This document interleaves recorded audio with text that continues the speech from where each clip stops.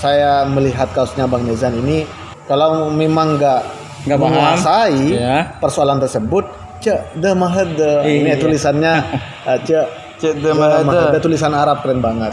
Bagaimana melihat persoalan itu? Assalamualaikum warahmatullahi wabarakatuh. Waalaikumsalam warahmatullahi wabarakatuh. Kesempatan ini kita ingin mengajak teman-teman untuk menyaksikan obrolan santai, obrolan milenial di channel YouTube Madura Celebrity. Dan di kesempatan ini saya menyediakan kursi yang tak perlu diperebutkan, Bang, karena kursi ini sengaja disediakan buat Bang Mezan Asrori. Betul. Gimana kabarnya nih? Alhamdulillah kabar baik, Bang Rahman. Gimana kabarnya? Alhamdulillah kabar baik juga. Kesempatan ini saya mengajak Bang Mezan ini untuk berbicara seputar literasi digital, dunia akademis dan lain sebagainya. Karena teman saya ini salah satu peraih beasiswa LPDP. Ya Bang ya? Iya, alhamdulillah. Tahun berapa? Daftarnya di tahun 2019. Mulai kuliahnya tahun 2019. 2020. Mulai kuliahnya 2020. Ya. Penting sekali saya mengajak teman-teman untuk berbicara bagaimana pentingnya literasi digital, karena generasi muda adalah generasi emas yang selalu bersentuhan dengan media sosial kayak gitu. Bagaimana bermedia sosial yang baik dan penuh tanggung jawab. Betul. Seperti itu di tengah perkembangan teknologi informasi yang sangat pesat. Jadi kita diharapkan bukan cuman mampu menguasai teknologinya, tapi bagaimana kita mampu bermedia sosial dengan baik dan penuh tanggung jawab. Betul. Seperti itu. Menurut Bang Mezan, apa makna literasi digital?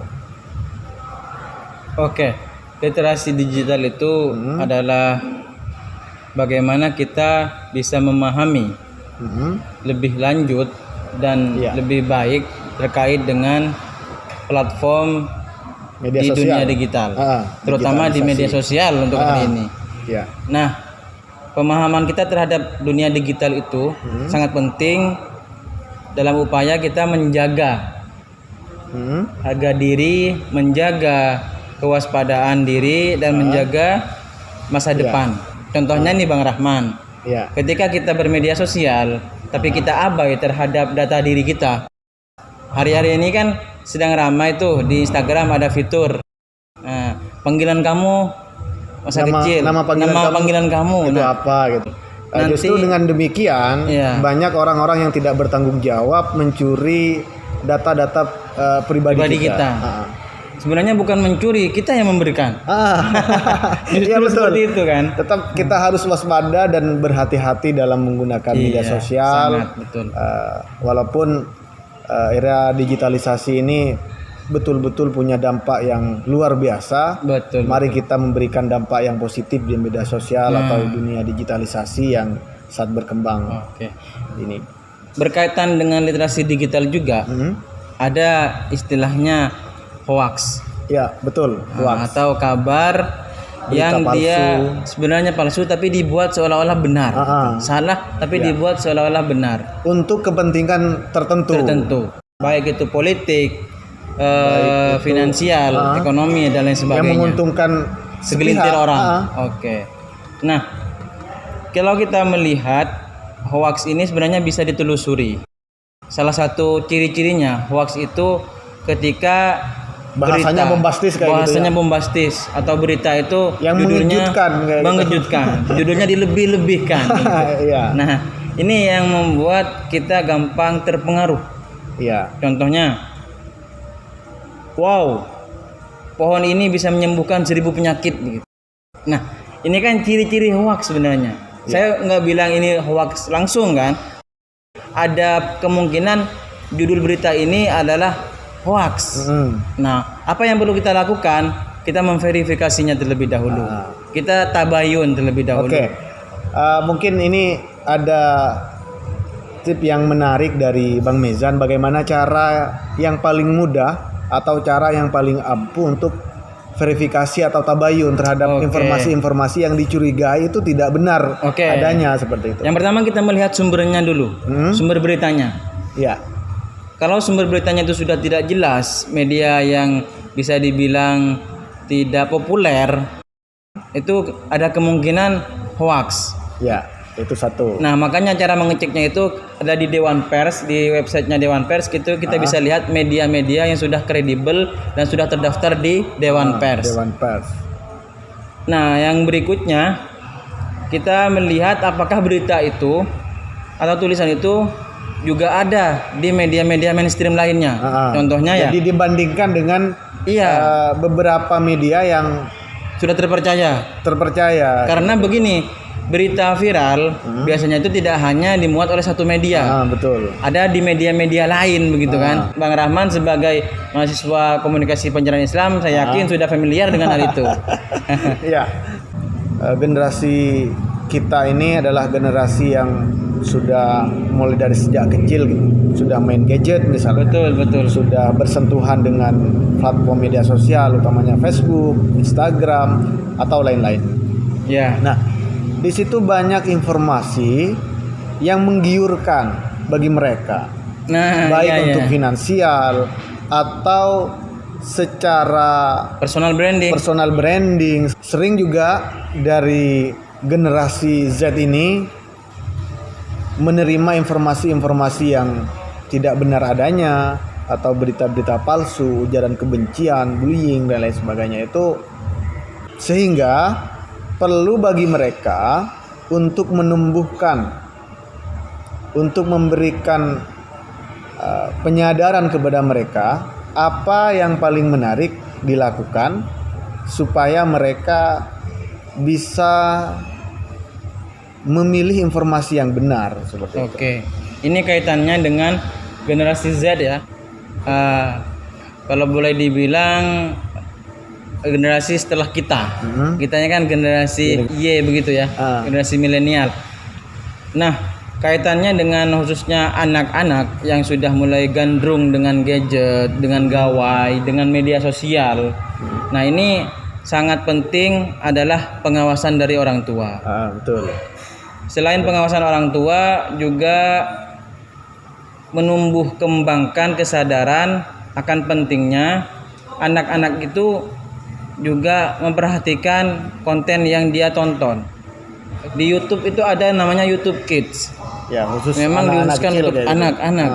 Nah, bagaimana orang tua ini supaya bisa masuk ke dunia anak-anak sehingga bisa memberikan edukasi terhadap mereka tentang konten-konten yang mestinya mereka tonton dan seharusnya tidak mereka tonton. Ada bimbingan dari orang tua, pengawasan. Ini sangat penting dilakukan juga ya. Betul. Dan tidak kalah pentingnya juga orang tua membatasi waktu penggunaan gadget bagi anak-anak. Ya, bisa belajar juga. Bisa main gadget juga sesuai dengan porsi mereka. Betul. Ada juga malah orang tua yang membatasi anaknya itu hanya boleh bermain gadget atau gawai di hari libur. Jadi selama weekday, selama masuk sekolah seperti biasa, itu anak-anak dilarang menggunakan atau main gadget begitu. Terus kemudian ini juga dari kalangan generasi milenial seperti yang kita rasakan saat ini, banyak ujaran kebencian di mana-mana. Hate speech, banyak informasi bohong. Apa yang perlu dipersiapkan atau yang secepatnya dilakukan untuk memberantas itu secara perlahan kayak gitu? Ujaran kebencian misalnya, bullying. Benar. Di dunia nyata mungkin bullying barangkali berkurang, tapi mereka sebenarnya hanya pindah ke media sosial. Nah, ini yang sangat dikhawatirkan di kalangan anak muda, di kalangan kaula muda, tentang bagaimana mereka menggunakan media sosial dengan bijak.